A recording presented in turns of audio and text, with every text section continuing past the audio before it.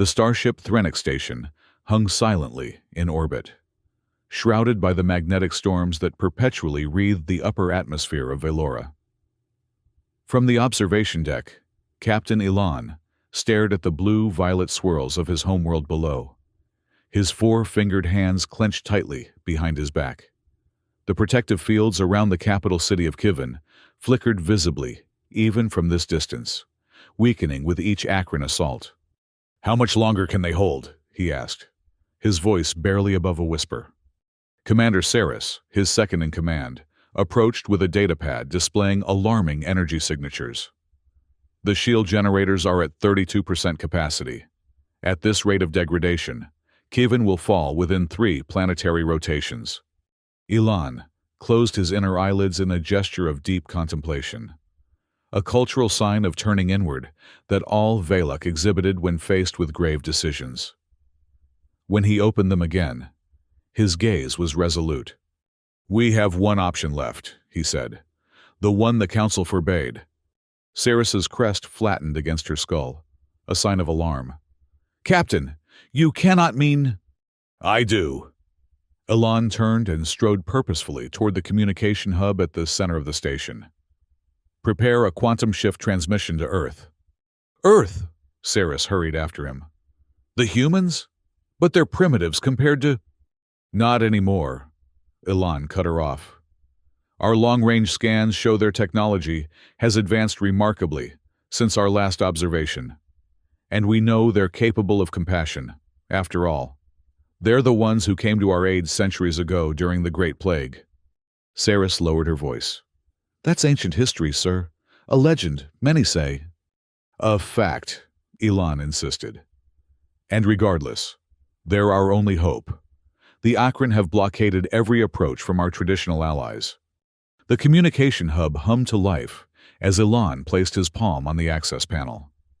Around him, the remaining crew of Threnix Station watched with a mixture of hope and skepticism. The quantum shift transmitter, their most advanced piece of technology, had never been used for a distress call before. The Velok had always been proud of their self-sufficiency, their role as protectors rather than those in need of protection. "Begin recording," Elan commanded, his voice firm despite the cultural shame burning inside him. "Energy shields saturated. Velora falling. Urgent assistance required." The message, though brief, contained encoded position data and a compressed historical record of the Akron invasion. With a touch to the console, Elan sent humanity's supposed debt across 40 light-years of space, compressed into a quantum transmission that would arrive nearly instantaneously. "Now," he said quietly, "we wait and see if Earth remembers its friends." Dr. Alicia Harper stared at the holographic display floating above her desk in the linguistics division of Luna Prime, Earth's command center on the Moon. The strange transmission had appeared in their quantum receivers less than an hour ago, and already the entire base was buzzing with speculation. "Play it again," she instructed the AI assistant. The alien voice, modulated and translated through their most advanced algorithms, repeated, "Energy shield saturated. Velora falling. Urgent assistance required." Harper ran her fingers through her short, dark hair, a habit when deep in concentration. "And we're sure this is authentic? Not some kind of prank or test?"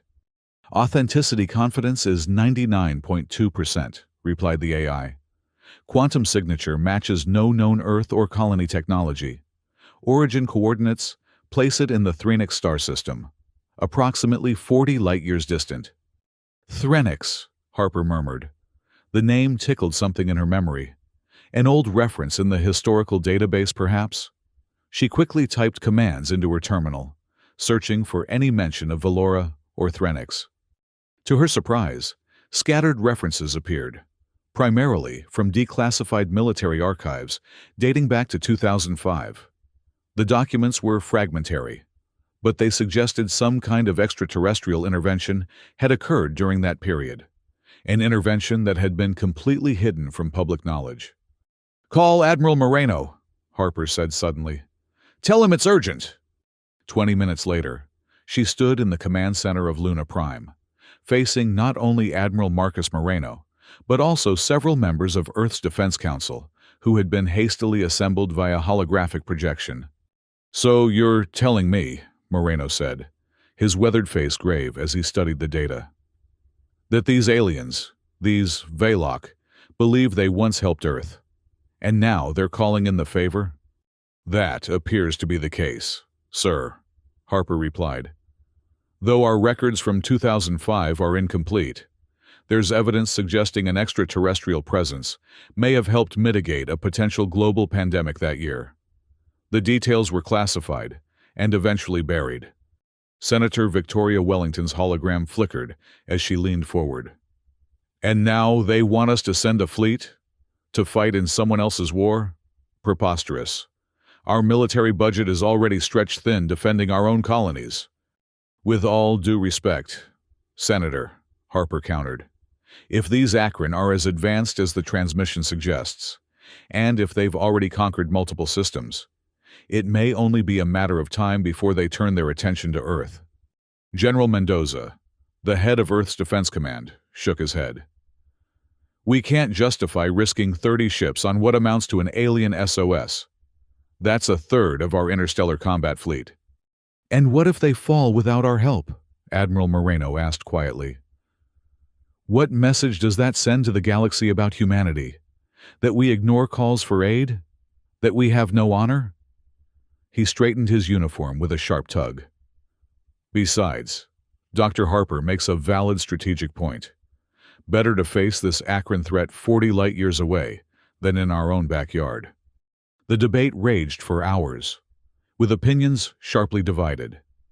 Harper presented linguistic analysis, showing the desperation in the alien message, while military strategists outlined the risks of sending such a significant portion of Earth's fleet so far from home territory. Finally, Admiral Moreno called for a vote. Those in favor of sending the requested assistance. One by one, lights began to illuminate on the voting panel. Wellington was the last to concede, adding her reluctant approval after extracting promises of increased military funding in the next budget cycle. "Then, it's decided," Moreno said, his expression a mixture of resolve and concern. "We'll dispatch 30 ships, 5 Argonaut-class carriers, 10 destroyers, and 15 escort vessels.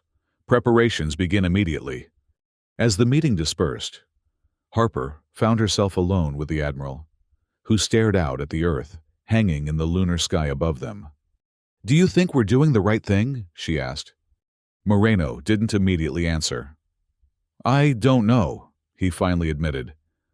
"But I do know that if positions were reversed, I'd hope someone would answer our call."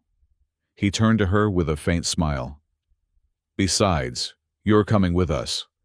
We'll need your linguistic expertise if we're going to communicate effectively with these Veloc." "Me?" Harper hadn't expected this. "I'm not military personnel." "Consider yourself temporarily commissioned, Doctor. We leave in 24 hours. The vibration of the Argonaut's engines thrummed through Captain Helena Reed's boots as she strode down the central corridor of her vessel. 3 days into their quantum jump, and the tension aboard ship was palpable. No Earth fleet had ever ventured this far into space before, nor engaged an alien force in full combat. "Status report," she demanded as she entered the bridge.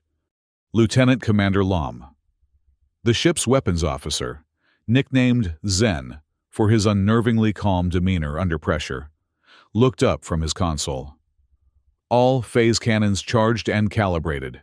Captain, shield generators at 98% efficiency." "Good," Reed nodded, taking her command chair. "And our exit coordinates?" "Plotting final approach now," replied the navigation officer. "We'll emerge approximately 0.8 astronomical units from Velora, behind the magnetic storm front. Should provide us some cover while we assess the situation." Reed tapped her fingers against the armrest, a nervous habit she'd never quite eliminated despite years of command training. This mission felt personal for her. 6 years ago, her brother had been stationed on Saturn's moon Titan, when an unidentified alien force attacked the research base there. The official report blamed a meteor impact, but rumors within the fleet suggested something far more sinister, perhaps even a scouting party of these same Akron. "Captain," Lum's voice pulled her from her thoughts. "May I speak freely?" Reed nodded, curious about what her normally reticent weapons officer wanted to discuss. "Do you believe sending 30 ships is sufficient?" he asked, his voice low. "If these Akron have technology advanced enough to overwhelm the Velok, a species that apparently had interstellar capabilities centuries ago, what chance do we have?" It was the question everyone aboard had been asking themselves, though few had voiced it aloud. "We have something they don't expect," Reed replied, projecting confidence she didn't entirely feel. "The element of surprise. And sometimes, Lieutenant, it's not about whether you can win. It's about showing up for the fight." The ship's communication system chimed, interrupting their conversation. "Captain Reed to Conference Room 3. Admiral Moreno requests your presence for final briefing." Reed rose, straightening her uniform. "Continue preparations. Lieutenant, I want all systems at 100% when we exit the jump." In the conference room, Admiral Moreno stood before a holographic display of the Threnix system, with Dr. Harper and the other ship captains gathered around the table. The display showed the blue-violet planet Velora, surrounded by a complex network of orbital structures, some intact, others visibly damaged. "Our latest quantum scans show increased Akron activity in the system," Moreno explained. "They've established a defensive grid around the planet, with particular concentration near the capital city of Kivin." He gestured, and the display zoomed in to show a network of what appeared to be orbital weapon platforms. "Dr. Harper, what's the latest on communications?" Harper stepped forward, her expression tense but determined. "We've refined our translation algorithms based on the cultural and linguistic data included in the transmission. Confidence level is now at 99.7%.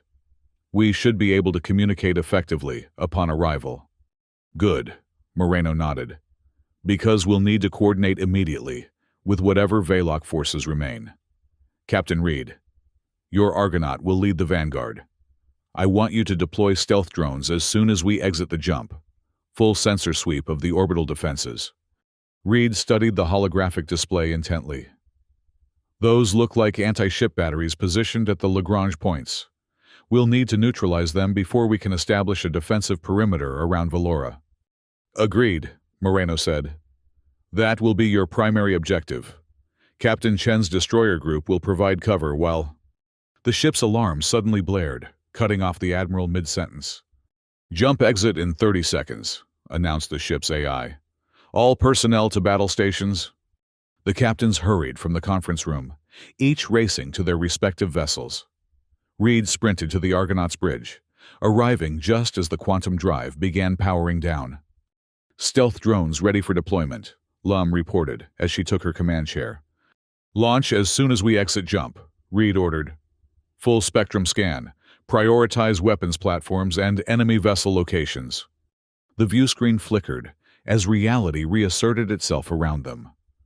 The quantum tunnel collapsed, and suddenly they were there, in the Threnix system, the blue-violet orb of Velora hanging against the backdrop of stars. And surrounding it, a swarm of angular, black vessels that seemed to absorb rather than reflect light. The Akron fleet. "My God," someone whispered on the bridge. "Drones away," Lum reported, his voice maintaining its characteristic calm despite the dire situation before them. "Scans initiating." "Open a channel to the fleet," Reed ordered, "and see if you can establish contact with this Threnix station."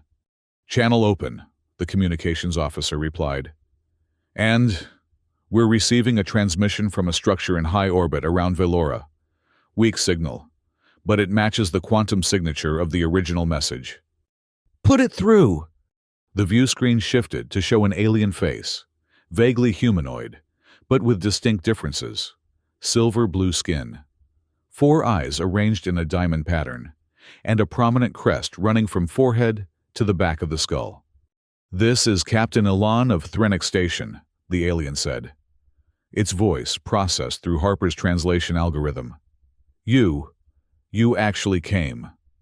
There was unmistakable surprise and relief in the alien's tone. "This is Captain Helena Reed of the Earth vessel Argonaut," Reed replied. "We received your distress call. What's your situation?" "Critical," Elan responded. "The Akron have taken 70% of Kievan. Our orbital defenses are failing. We've been holding out in the hope that—" He paused, seemingly overcome with emotion. "We never truly believed you would come." "Well, we're here now," Reed said firmly. "And we're ready to help. But we need information, specifically about those defense platforms at the Lagrange points. We need to neutralize them to establish a safe zone." Elan's expression shifted in a way Reed couldn't quite interpret. Their facial expressions were too alien, but his tone became more focused, more military. "The platforms are controlled from a central hub, Station 12, he explained, transmitting coordinates. "It's heavily shielded, but if you can disable it, the entire network will be vulnerable to cascade failure." "Understood," Reed nodded. "Stand by for our attack run. We'll contact you once we've cleared a path." As the transmission ended, Reed turned to Lum. "What do the drone scans show?" "Station 12 is heavily fortified," he replied, displaying the scan results. 3-layer armor plating, automated defense systems, and what appears to be some kind of energy shield. Conventional weapons won't penetrate. Reed studied the display, then tapped her communicator. "Reed to Admiral Moreno. We've made contact with Threnix Station and identified our primary target. Requesting permission to deploy the phase hydrocannons." "Granted," came Moreno's immediate response. "But be precise. Captain, we don't know how the Akron will respond to a direct attack." Reed turned to Lom. "Prepare the phase hydrocannons. Target Station 12's shield generators first, then the command center." "Targeting," Lom confirmed, his fingers dancing across the weapons console. "Phase hydrocannons charged to 85%, 90%. Maximum charge achieved. Ready to fire on your command." Reed took a deep breath, acutely aware that this moment, this decision, would mark humanity's first deliberate act of war against an alien species. "Fire!" The phase hydrobeam erupted from the Argonaut's forward array, a brilliant blue-white lance of energy that seemed to distort the very fabric of space around it. It struck Station 12's shields with such force that the barrier became visible, a shimmering dome of crimson energy that rippled like water under the impact. For a moment, nothing happened. Then, with a flash visible across the entire system, the shield collapsed. "Direct hit," Lum reported, a rare note of excitement breaking through his calm demeanor. "Shield generators offline, moving to secondary targets." The Argonaut fired again, this time targeting the station's command center. The phase hydrobeam punched through the now unprotected armor plating like it was paper, vaporizing everything in its path. Across the bridge, the tactical display updated in real time, showing the orbital defense network flickering as it lost connection to its control hub. "It's working," Reed said, watching as the weapon platforms began shutting down one by one. "Signal the fleet. Move in and establish the defensive perimeter as planned." But before the order could be relayed, a sound filled the bridge, a sound that seemed to bypass the ship's communication systems and reverberate directly in their minds. It was like nothing Reed had ever heard before, part mechanical screech, part biological roar, the sound of an entire collective consciousness crying out in rage. "What the hell was that?" she demanded, fighting to keep her voice steady. "Unknown," the science officer replied, frantically scanning his instruments. "But energy readings are spiking throughout the Akron fleet. They're mobilizing." Reed watched as the black ships began to move with newfound purpose, converging on the Earth fleet's position. "All ships, battle formation Delta," she ordered. "Prepare for incoming hostiles." The Earth fleet responded with well-practiced precision. the destroyers forming a protective screen around the more vulnerable carriers. Phase cannons charged, missile tubes opened, and shield generators hummed as they prepared to face the Akron onslaught. The first wave of Akron vessels, smaller, dart-like craft that moved with incredible speed, raced toward them. Enemy fighters approaching, Lom reported. Tracking multiple targets. Permission to engage. Granted, Reed confirmed. All batteries, fire at will. The space between the fleets erupted in a dazzling display of energy weapons and countermeasures. Earth's ships, though technologically outmatched in some areas, had one significant advantage. Their weapons were completely foreign to the Akron, who had never encountered phase technology before. The Argonaut shuddered as enemy fire struck its shields. Shields holding at 82%, the defensive systems officer reported. Returning fire. Reed watched the battle unfold on the tactical display, making split-second decisions that sent ships moving like pieces on a chessboard. Destroyers 3 and 4. Concentrate fire on the approaching cruiser. Escort squadron. Tighten formation around the carriers. Just as it seemed they might be gaining the upper hand, a new contact appeared on their sensors. A massive vessel, at least 3 times the size of the Argonaut, emerging from behind Velora's moon. New contact, the sensor officer announced, his voice tense. Configuration unknown, but energy readings are off the charts. The vessel was unlike the other Akron ships. Not black, but a deep, metallic onyx that seemed to pulse with internal light. Along its hull, patterns of crimson energy shifted and flowed like blood through veins. The Onyx Sovereign, came Elan's voice over the communication channel. The Akron command ship. If it's here, then their entire collective is focusing on this battle. Reed felt a chill run down her spine. Can it be defeated? Not by conventional means, Elan replied. Its shield technology is beyond even our understanding. But, he hesitated. There might be a way. Our scientists have been studying Akron technology for years. We've identified what might be a vulnerability in their shield harmonics. We're listening, Reed said, watching as the massive ship slowly approached, seemingly unconcerned with the battle raging around it. Their shields operate on a fluctuating frequency, Elan explained, transmitting data to the Argonaut systems. But there's a pattern to the fluctuations, what our people call a karmic frequency. If you can match your weapons to that specific frequency, you might penetrate their defenses. Lom was already analyzing the data. It's possible, he confirmed. But we'd need to precisely calibrate the phase hydrocannons. And even then, we'd only have a split-second window when their shields are vulnerable.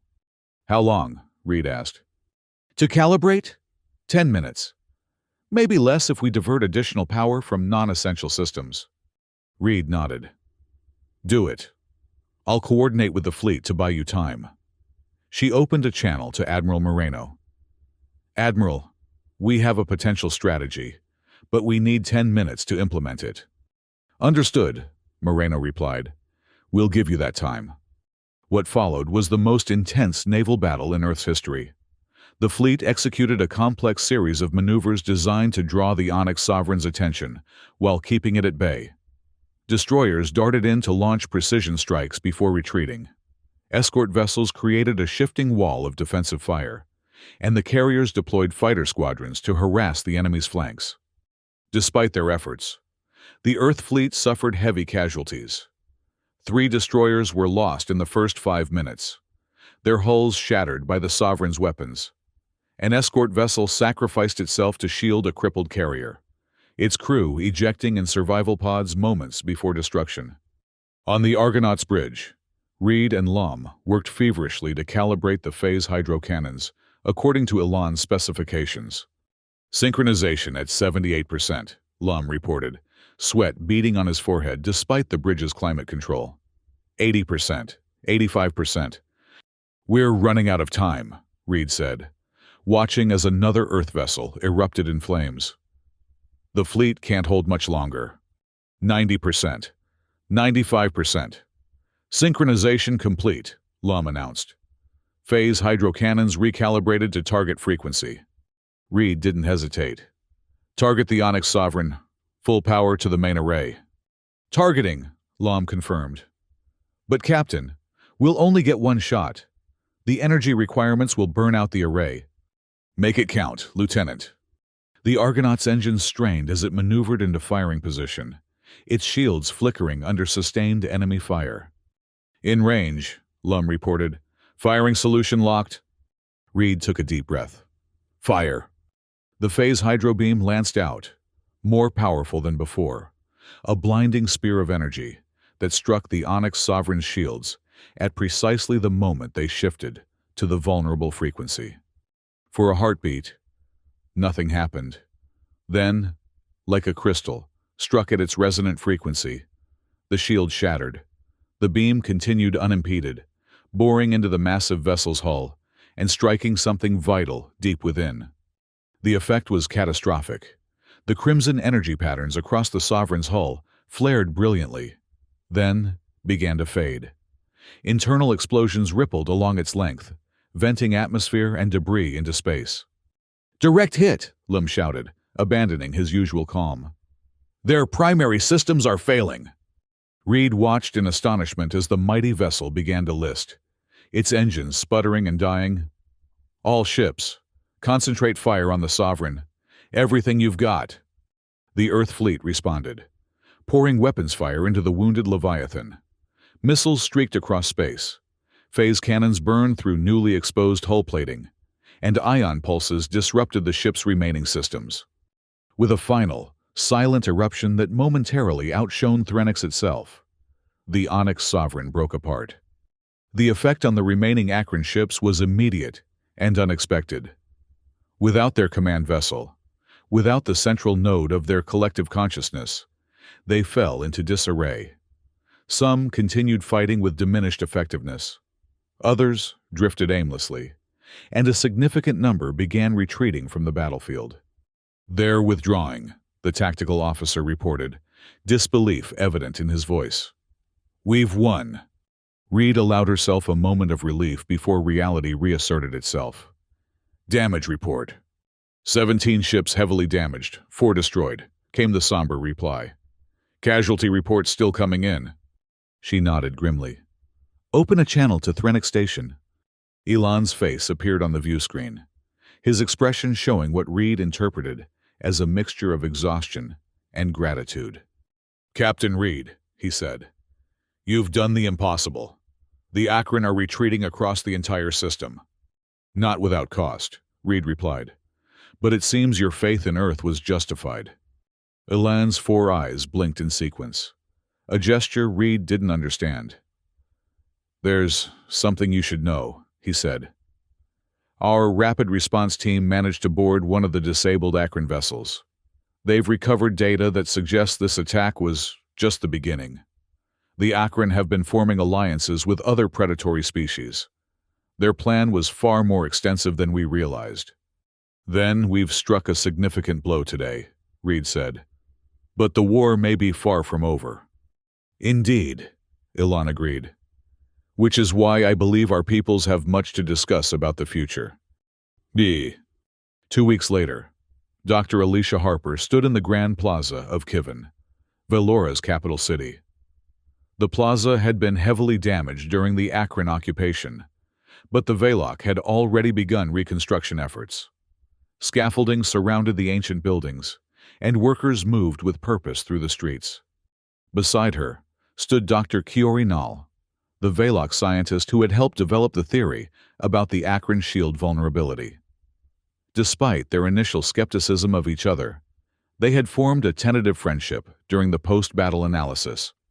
Your people rebuild quickly, Harper observed, watching as a crystalline structure was carefully lifted into place by a gravity manipulation device. We have had much practice, Kiori replied, her voice tinged with sadness. This is not the first time Kivin has faced destruction, but perhaps, with your help, it will be the last. They walked together toward the center of the plaza, where a ceremonial platform had been erected.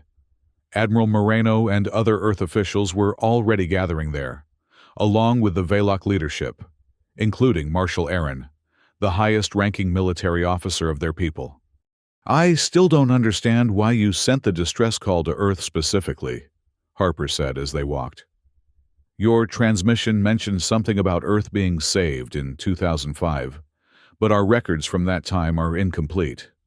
Kiori's crest flattened slightly, an expression of embarrassment. Harper had learned. "There was a misunderstanding," she admitted. "Our historical records indicated that a Veloc expedition had intervened during a potential pandemic on Earth in that year. But in our research since your arrival, we've discovered that the expedition never actually reached your planet. They were destroyed en route by an Akron scouting party." Harper stopped walking, surprised. "So you called us based on a historical error? A debt that never existed?" "Yes," Kiori said simply. "A fortunate error, as it turns out." Harper couldn't help but laugh. "Indeed, though I wonder if the Senate would have approved the mission had they known." They reached the platform just as the ceremony was about to begin. At the center stood a newly completed monument, 2 Veloc wings rising upward, cradling a crystal sphere representing Earth, the Wings of Hope, as it had been named. Marshal Aaron stepped forward, his ceremonial armor gleaming in the light of Threnix. Beside him, Admiral Moreno stood in his dress uniform, the medals on his chest catching the same light. "Today," Aaron began, his translated voice carrying across the plaza, "we commemorate not just a military victory, but the birth of a new alliance. The Veloc and humans, once strangers separated by vast distances, now bound together by shared sacrifice and common purpose." He turned to Moreno, presenting an ornate crystal document, the Dual Worlds Protection Treaty, which would formalize 50 years of mutual defense and technological cooperation between their peoples. Moreno accepted the document with appropriate solemnity. "On behalf of Earth and all human colonies, I accept this treaty and all it represents. Though we came together through a misunderstanding, we remain together by choice. Where the Akron sought to divide and conquer, we will unite and defend." The 2 leaders pressed their palms to the document simultaneously, causing it to glow with an inner light that signified its activation. The crowd, a mixture of humans and Veloc, erupted in applause. As the formal ceremony concluded, Harper found herself approached by Elan, who had been watching from the sidelines.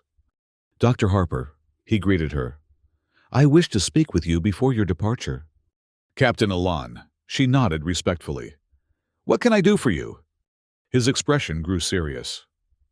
"During our analysis of the captured Akron data, we discovered something troubling. There are at least 3 other distress signals similar to ours, emanating from neighboring star systems. It appears the Akron have begun a galaxy-wide campaign of conquest."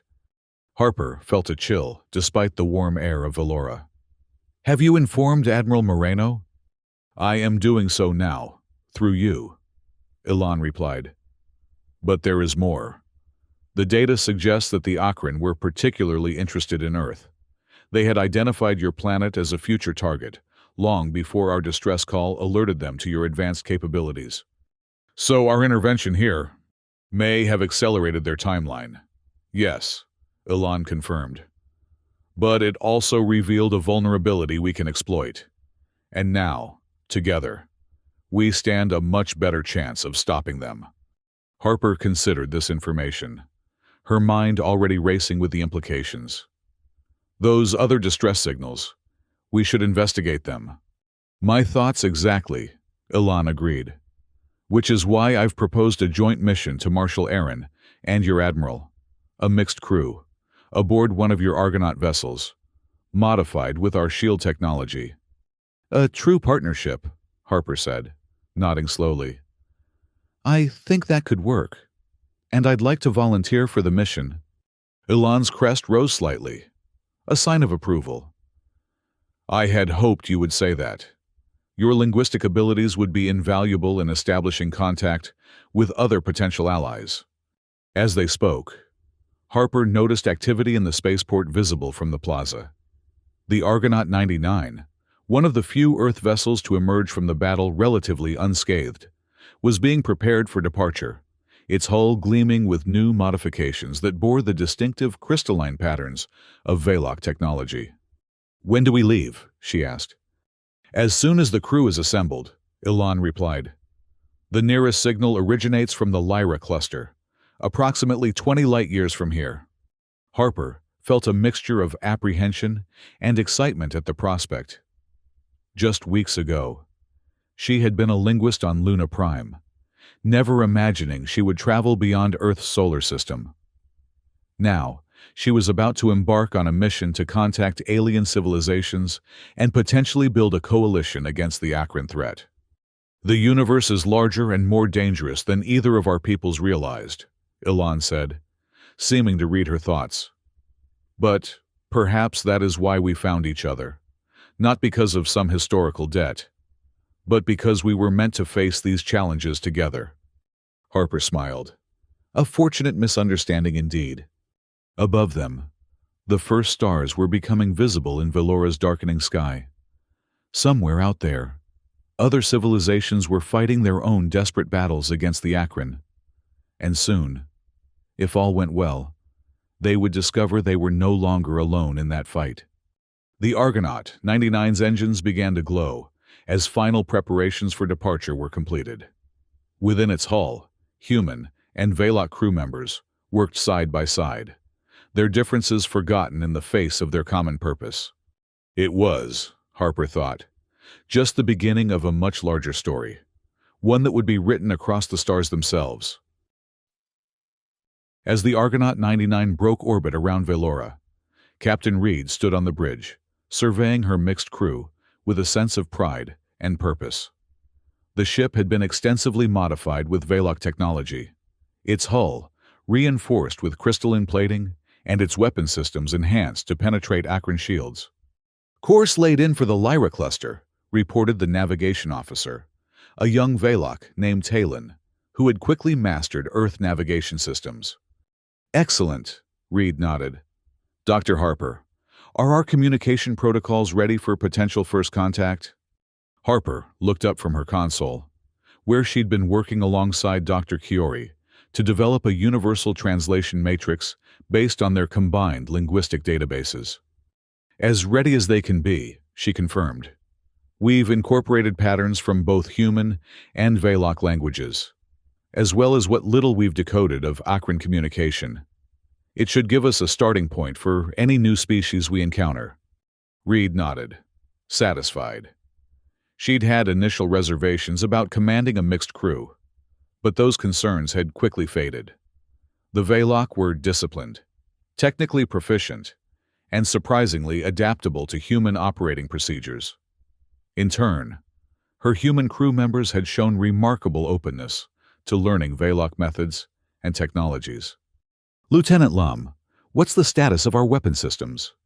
Lam, working alongside a Veloc weapons specialist, looked up from his station. "Phase hydrocannons fully operational. Captain, the Veloc crystal focusing arrays have increased power output by 32% and reduced cooldown time between firings. We've also installed their shield penetration algorithms into our targeting systems." "Good work," Reed said, impressed once again by how quickly the two species had integrated their technologies. "Admiral Moreno, final status report before departure?" Admiral Moreno, who had insisted on joining this first joint mission despite the risks, stepped forward from where he'd been conferring with Ilan. "All systems go, Captain," he confirmed.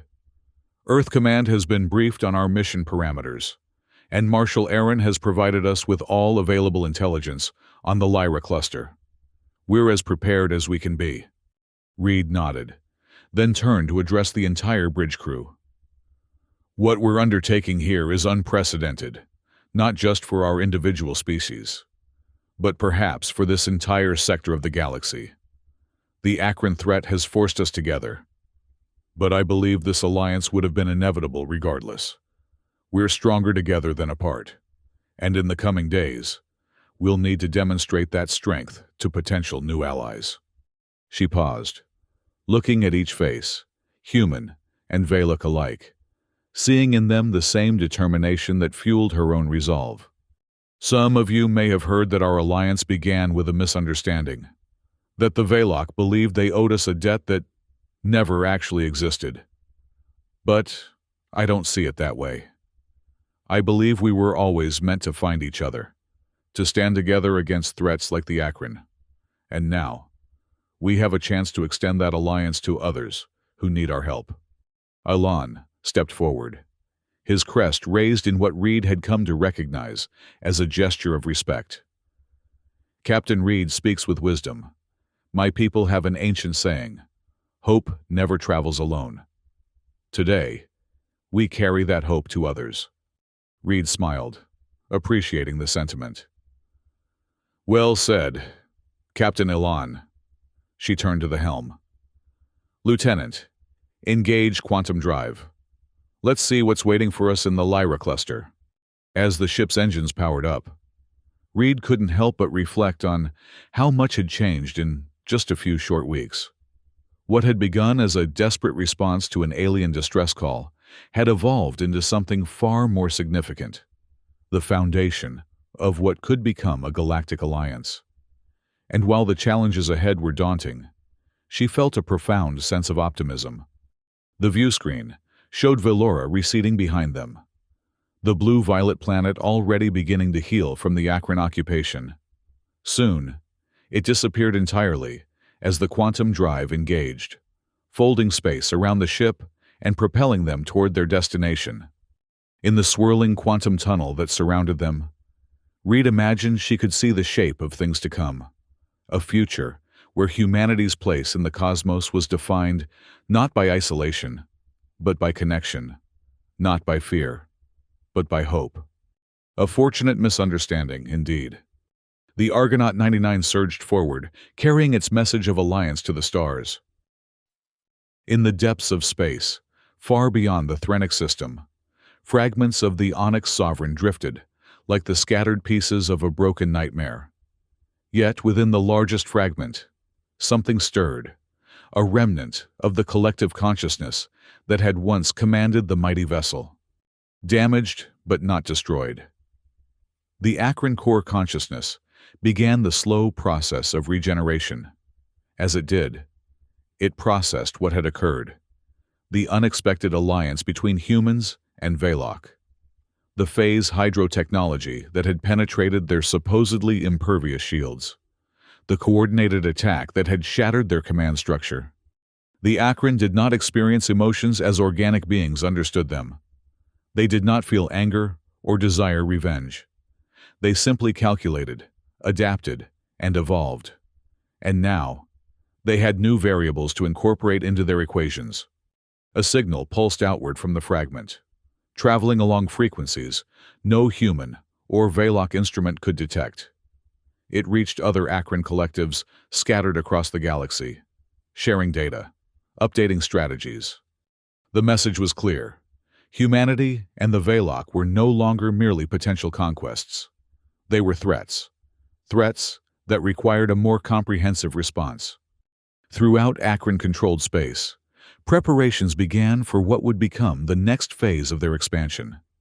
New vessels were constructed, new weapons developed, new shield frequencies implemented, and deep within their collective consciousness, a singular focus emerged, the coordinates of a small, blue planet called Earth. The game had changed, but it was far from over. Hope had found new allies among the stars. But so had something else, something that moved with patient, calculating purpose through the darkness between worlds. The true war was just beginning,